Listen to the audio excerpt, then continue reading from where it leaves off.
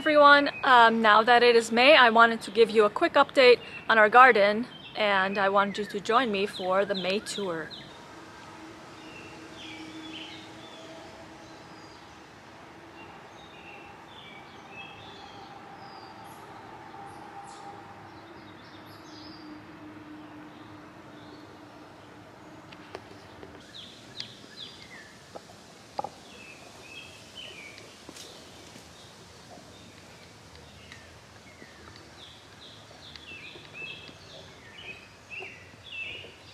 Here we have lilies of the valley, and right now they smell absolutely wonderful.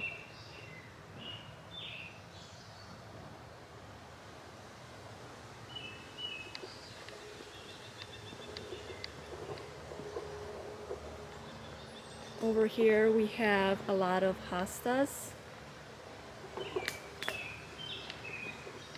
and these ones are absolutely huge. And over here we have our fern garden.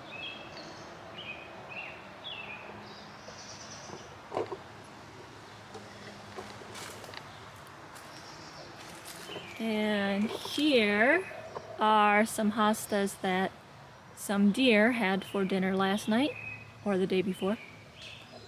We actually have a mama and a baby deer in our backyard. I noticed her yesterday. She came up to me just as I was deer proofing my peas. She came from behind that potting shed, and I think her baby might be over there as well. So I literally came out here yesterday and to put this up because my husband and I were just talking about it. I'm sure, because I just had some bird netting before and the peas were outgrowing the netting, and I was thinking of just taking the netting down. And my husband's like, you know, as soon as you take the net down, the deer are gonna come and eat it. And sure enough, when I came out here, to put this up is when I saw the mama deer. So here are my peas. Now, if the deer really wanted to, she could still probably get in here. I don't know if you can see the flowers. But as soon as you get the flowers, that means pretty soon we're gonna get some pea pods. So I'm really excited. And over here is Madeline's bed. Madeline's raised bed. She bought the seed sheet, so I will include on how we put it together. Okay, so for this raised bed, we are going to do this seed sheet that I got from my wonderful sister-in-law, Madeline. But first we have to prep the bed. As you can tell, it's been covered with cardboard to try to reduce the weeds, but the weeds still got through all the corners. So we're gonna get that cleaned up and then clean out the bed inside and then set up the sheet. Okay, and this is what the bed looks like after we removed all the cardboard. So you can tell the cardboard did a pretty good job in most of it. This was just at the ends. All right, so now we got the bed all cleaned up and we're going to put in the sheet.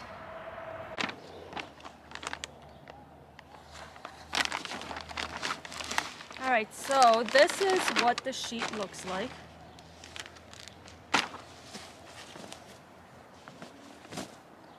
Each little pod has seeds in it.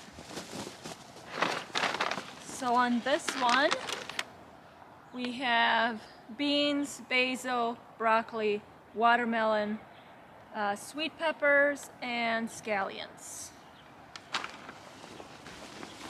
Alright, so this is what the bed looks like when it's done. We just put some bricks on the top part to prevent the weeds coming through. And we just need to wet it down and we should be good to go. I'm pretty excited about this one. I'm hoping that it works well. In theory, you won't have to pull any weeds and everything should grow nice and separated. You just have to thin it out after the seedlings come in.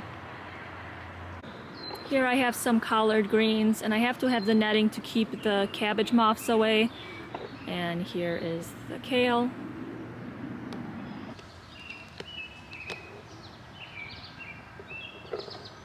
This is my hydrangea. And over here in the buckets, I am growing potatoes. So my husband asked me about this the other day because he said there's not a lot of soil in these buckets. When it gets to this tall, you're going to add some more soil. Here is one of the 3 grape plants that we have. We started with 2 purple grapes and 2 green ones, and 3 survived, but I actually don't remember which color this one is. The other 2 are much smaller because 1, we have all this lily of the valley and wildflowers that I have to pull out, and 2, because we had chickens in this area last year while we were working on the deck, and they ate most of the plant. Here is my catmint. And this is my blueberry bush. In this bed I have spinach and arugula. I have 2 purple cabbages growing and some more potatoes. I had to let the chickens out because they keep fighting. Our newest chicken, the orange one, she keeps attacking the black one, and the black one used to be on top of the pecking order, and somehow she got to the bottom, so not sure what's going on there. The net is open. I don't know why she can't get out. Let me help her out.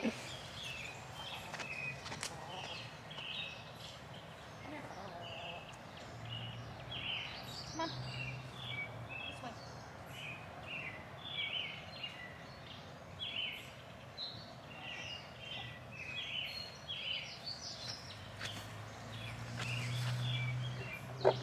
Alright, so as I was saying, so this first one is potatoes, arugula, spinach, and cabbage.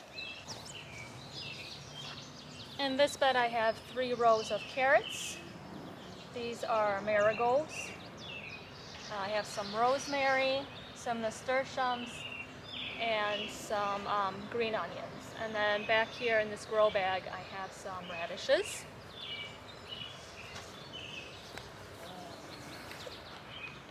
In this bed right here I have some asparagus that we planted. It's going to take a while for it to actually be able to be harvested, like 2 or 3 years. Here my chickens are eating the clover, which they absolutely love. Some more spinach that I've slowly been harvesting, and the arugula that we are very heavily harvesting. And this is our last of the steel beds. I'll go on this side.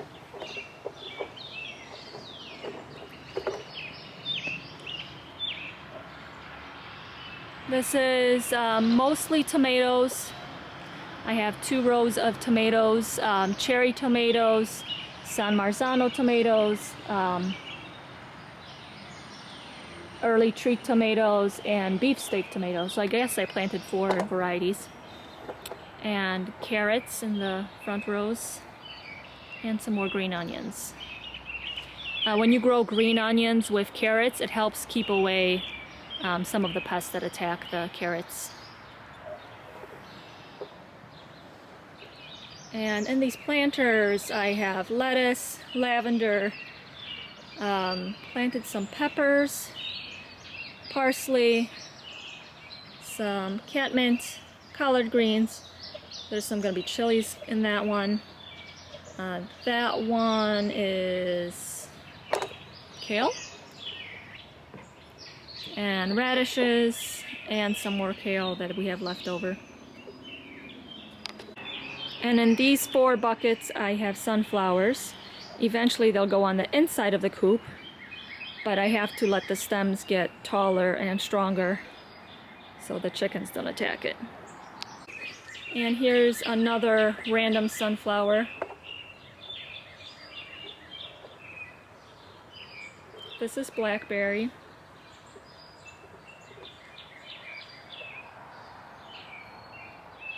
And there are strawberry and cinnabon. Cinnabon is the one that's attacking blackberry. She's the orangey one.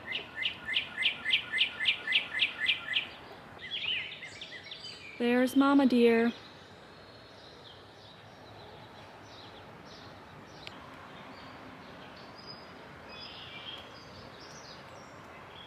So I haven't seen the baby at all. I'm not sure if she already gave birth or not, but I'm not really looking for the baby. I kind of want to just leave them alone. But she just happened to come out here as I was doing the tour. And last but definitely not least is a garden that I have for my dad. And here I am growing some 4 o'clocks. So let me tell you the story of these 4 o'clocks. Before my dad passed away, he collected some seeds from this plant that he thought was really cool, and he gave them to my mom. And I didn't know this until after he passed away. My mom was telling me about these seeds. So everywhere I move, everywhere I go, I try to plant these 4 o'clocks.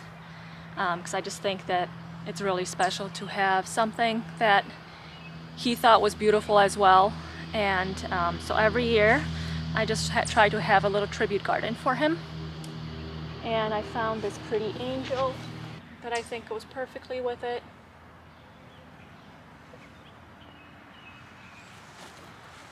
But you know, of course, being outdoors, it gets dirty. And yeah, so we grew them with my mom last year. She was with me here over the summer, and she helped me plant them, and they just grew beautifully. So here is what the flowers looked like last year. Once again, these are called 4 o'clocks because they open in the evening, the blooms, and the colors are just really, really unique.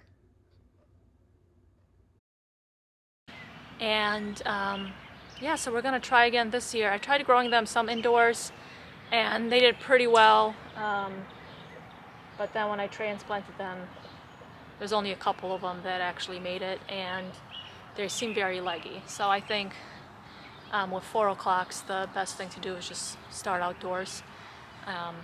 But their seed is actually really thick. So what we did is took some sandpaper just to sand it down lightly, soaked it in water before we planted it. And I can't wait to see what the garden's gonna look like this year. Thanks so much for joining me on this tour, and I have some more tomatoes to plant.